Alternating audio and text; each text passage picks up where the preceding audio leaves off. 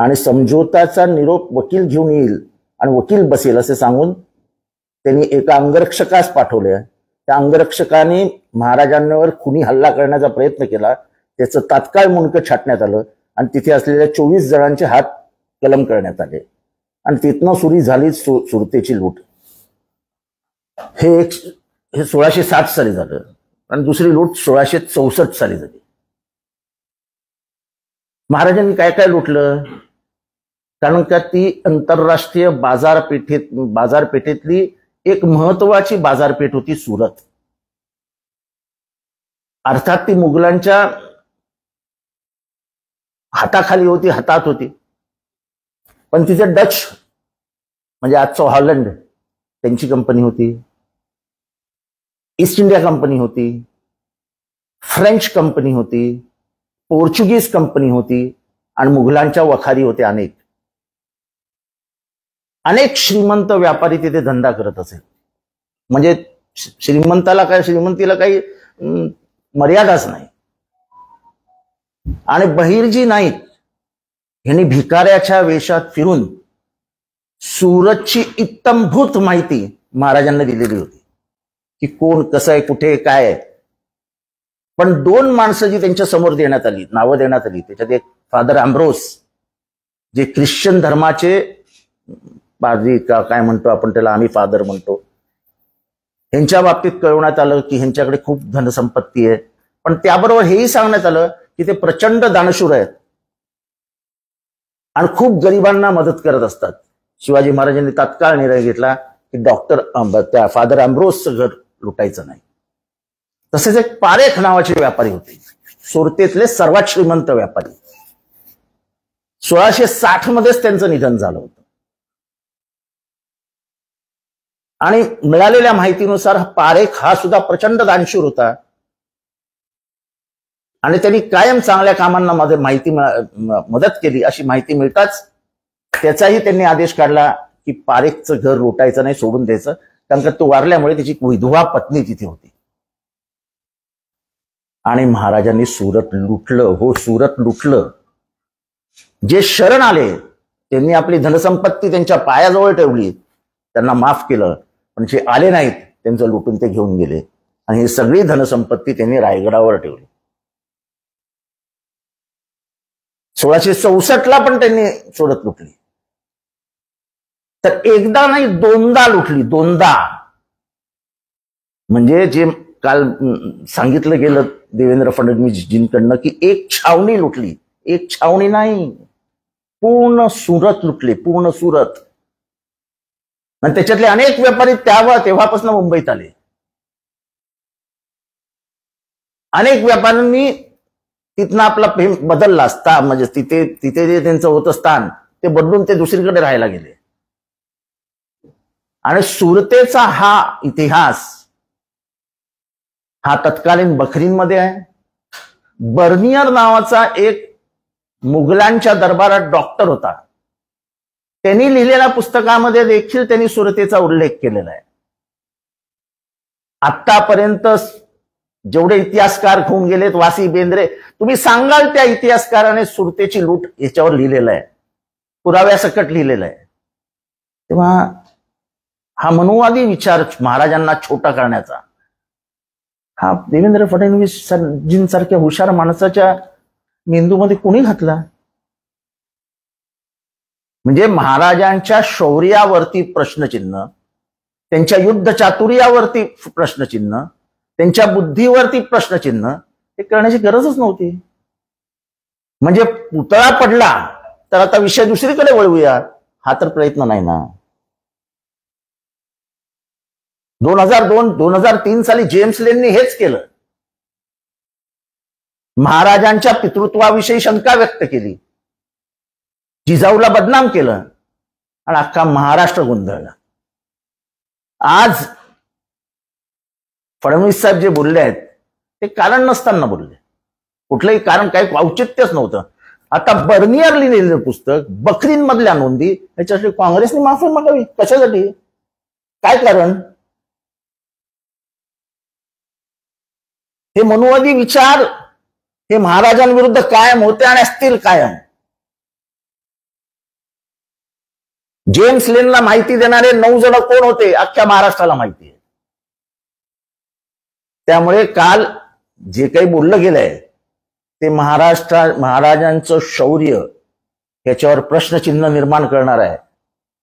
आणि अभिमानाने मराठी माणसं होय सुरत लुटली, आजही गुजरातला वाईट वाटत असेल तर वाटू द्या, पण आमचं शौर्य, आमच्या बापाचं शौर्य इतकं मोठं होतं की मुघलांच्या ताब्यात असलेलं सुरत पूर्ण लुटून त्यांनी महाराष्ट्रात आणलं. शाहू महाराजांनी प्रत्युत्तर दिले, मात्र अनेक महाराजांनी याबद्दल काहीच बोलणं केलं नाही. ते मला माहित नाही कोणी प्रत्युत्तर दिलं वगैरे, मला माहित नाही. मात्र कुठे शंका निर्माण केली जाते वारंवार. मनुवादी लोक जेम्स लेनला मदत करणारे मनुवादीच होते आणि माझ्या अंदाजाने फडणवीसांना कानात सांगणारेही मनुवादीच होते. महाराजांचा एवढा मोठा अपमान करायचा की महाराज फक्त एक छावणी लुटायला गेले होते. महाराज एवढे लहान नव्हते हो. बहरजी नाईक यांनी पूर्ण सुरतेचा अभ्यास केला होता. ते भिकारी म्हणून फिरत होते सुरतेमध्ये. एक छावणी उद्ध्वस्त करायला 1 दिवस लागला असता. शिवाजी महाराज 4 दिवस सुरतेत होते आणि जीवाची पर्वा न करता ते सुरतेत होते. आणि तेव्हा औरंगजेब लाहोरमध्ये होता. ठीक आहे, आम्हाला अक्कल कमी आहे, आम्ही शाळेत गेलेलोच नाही वगैरे हे म्हणणं खूप सोपं आहे, पण मला याचं उत्तर हवं आहे. चला आपण बसूया दोघं समोरासमोर पुस्तकं घेऊन आणि कोण खरं कोण खोटं हे ठरवूया. एकीकडे कोश्यारी झाले, सुधांशु ठीक आहे, महाराजांचा जेवढा अपमान करता येईल तेवढा झाला महाराष्ट्रात मागच्या 10 वर्षात, पण हे तर अतिच झालं. त्या महाराजांच्या शौर्यावरतीच तुम्ही प्रश्नचिन्ह निर्माण करता की एक छावणी लुटली. अरे ईस्ट इंडिया कंपनी शरण गेली त्यांना. ज्या ईस्ट इंडिया कंपनी भारत ताब्यात घेतला ती कंपनी 1600 साली भारतात आली. ईस्ट इंडिया कंपनीची भारतातली स्थापना ही इसवी सन 1600 आहे. ती कंपनी शरण आली, डच शरण आले, पोर्चुगीज शरण. एवढं सगळं झाल्यानंतर तुम्ही म्हणता छावणी लुटली. इतिहासकार संशोधक कुठेतरी कमी पडले का? इतिहासकार संशोधक कमी पडलेले नाहीत. हे आत्ताचे नेते मुद्दामून इतिहासाचं विकृतीकरण करून समाजामध्ये संभ्रम कसा निर्माण होईल यासाठी प्रयत्न करतात. इतिहासाशी खेळू नका, बाकी कशाशी खेळा, इतिहासाशी खेळू नका. आमच्यासारखे ते सहन करणार नाही. मी कधीही जास्त बोलत नाही, पण इतिहासाच्या बाबतीत जर विकृतीकरण कराल, शिवाजी महाराजांविषयी जर चुकीचा इतिहास सांगाल, जो पुरंदर यांनी सांगितला, जो जेम्स लेन यांनी सांगितला आणि काय जे देवेंद्र फडणवीस यांनी सांगितलं ते चुकीचं आहे. त्याच्या विरोधात आम्ही वैचारिक लढा लढू.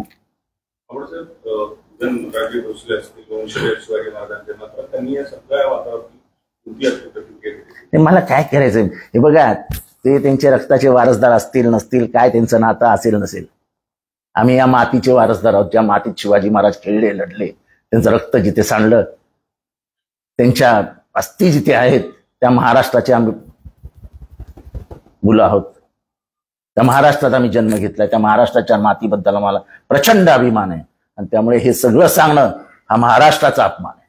सर, तुम्ही मागे पण बोलला होता की सुरत लुटण्याचं दुःख आजही काही लोकांना आहे. त्या अनुषंगातूनच हे सगळे प्रकार घडतात आहेत. त्याची मला कळत नाही की देवेंद्रजी फडणवीसांसारखा हुशार माणूस अशा गोष्टीमध्ये कसे का अडकले. हे अडकले ना. आज महाराष्ट्रभर त्याचा क्षोभ होईल. महाराष्ट्राला आवडणार नाही. महाराष्ट्राच्या बापाबद्दल, त्याच्या शौर्याबद्दल प्रश्नचिन्ह हे महाराष्ट्रातल्या कुठल्याही महाराष्ट्रावरच्या मातीवर प्रेम करणाऱ्याला आवडणार नाही. एका ठराविक मतदारांकडे नजर ठेवून हा त्यांना खुश करण्यासाठी केलेली स्टेटमेंट वाटते. कारण की तुम्ही कोणालाही खुश करण्यासाठी स्टेटमेंट करा, आम्हाला काही घेणं देणं नाही, पण तुम्ही आज महाराष्ट्राच्या मातीचा आणि महाराष्ट्राच्या बापाचा अपमान केलाय. तुम्ही जसं सांगितलं की पुतळ्यात पडला हा विषय डायव्हर्ट करण्यासाठी जर असा विषय आणला असेल, कारण का त्यांच्याकडे विषय कसे डायव्हर्ट करायचे हे त्यांची कला आहे. त्याबद्दल मोदींच्या डोक्यावरची जिरेटोप ठेवण्यात आला तर मोदींचं पुस्तक असेल, आजकाल शिवाजी, अशा अनेक गोष्टी महाराष्ट्रात शिवाजी महाराजांची तुलना जगात कुठल्याही राजाशी होऊ शकत नाही, कुठल्या कोणाशी होऊ शकत नाही. त्याच्यामुळे त्याच्याबद्दल न बोललेलं बरं. ज्यांनी जिरेटोप घातला त्याला तरी समजायला पाहिजे होते की महाराष्ट्रात काय आहे या जिरेटोपाचं महत्व. पुण्यामध्ये गोळीबार झालेला आहे. ते जाऊ द्यावं. सर, देवेंद्र फडणवीस ने कल बयान दिया कि छत्रपति शिवाजी महाराज ने सूरत को लूटा नहीं था, उन्होंने सिर्फ एक छावनी लूटी थी. जिस तरीके से इतिहास को जो है दोबारा छेड़ने का प्रयास किया जा रहा है, जो छिड़कानी की है वो बहुत गलत है. शिवाजी महाराज ने सूरत में जितनी भी कंपनियां थी, जैसे डच यानी आज का हॉलैंड, फ्रेंच, पोर्चुगल, मुगल, अंग्रेज, इनको सबको लूटा था. वहां के अमीर नागरिक जो थे उनको भी लूटा था. उनके जो छुपकर मालूमात देने वाले बहरजी नाइक थे, वो 1 महीना सूरत में रहे थे और बारकाई से उन्होंने पूरी मालूमात शिवाजी महाराज को दी थी. और शिवाजी महाराज की महानता किसमें है? जब उनको बताया गया कि ये अमरोज ये बहुत अमीर है लेकिन वो बहुत दान धर्म करता है, तो उन्होंने उसको छोड़ दिया. एक पारेख नाम का आदमी जो सूरत में सबसे ज्यादा अमीर था, 2 महीने पहले उसकी मौत हुई थी. तो उस बात को लेकर भी शिवाजी महाराज ने मालूमात ली, तो उनका पता चला कि ये बहुत दान धर्म करता था, ये पारेख लोगों को मदद करता था, तो उसको भी छोड़ दिया. और जो जो उनके पैर पे आके अपनी संपत्ति रखे गए उनको उन्होंने माफ करके जाने को बोला. पर जिन्होंने संपत्ति नहीं दी उनको लूटकर उनकी संपत्ति वो लेके गए, और उसका हमें गर्व है. क्योंकि तभी की लड़ाई की कोई राज्य के बीच में नहीं थी, तभी की लड़ाई कोई धर्म के बीच में नहीं थी. तभी की लड़ाई अपने साम्राज्य के लिए थी, और अपने साम्राज्य को अमीर करने के लिए, अपने साम्राज्य में रहने वाले लोगों को मदद करने के लिए शिवाजी महाराज ने यह कदम उठाया, और हमें मराठी लोगों का उसका गर्व है. आज जो कुछ उन्होंने कहा है ये मनुवादी इतिहास है, जो शिवाजी महाराज को हमेशा छोटा दिखाने की कोशिश करते हैं. महाराष्ट्र इसको भूलता नहीं है कभी.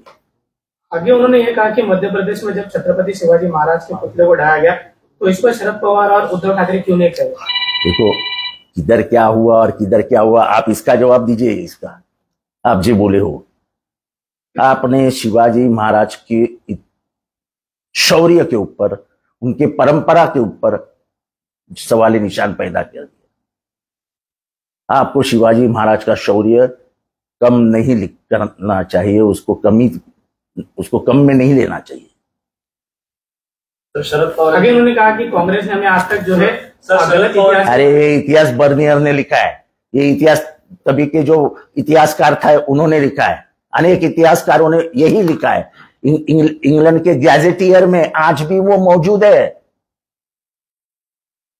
सूरत के लूट की खबर अंग्रेजी अखबारों में छपी थी. आज भी वो कुछ पेपर उसके आप डाउनलोड करेंगे गूगल से तो आपको उसके पेपर भी, उसका गैजेटियर मिल जाएगा, पेपर भी मिलेंगे. तभी के टाइम्स ऑफ लंदन कौन सा था वो पेपर भी है, सूरत लूटेड.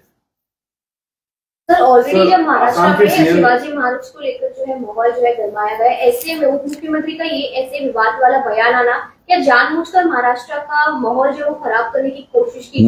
मुझे उससे कोई लेना देना नहीं, लेकिन देवेंद्र जी फडणवीस को शिवाजी महाराज के शौर्य के ऊपर, उनकी ताकत के ऊपर सवाल निशान पैदा करने का कोई अधिकार नहीं है. सर, आसाम के जो सीएम है उन्होंने नमाज को लेकर एक टाइमिंग फीस रिस्ट्रिक्शन दिया गया. सर, चलती ट्रेन में बुजुर्ग मारा गया था, उसके आरोप बेल मिल चुकी है.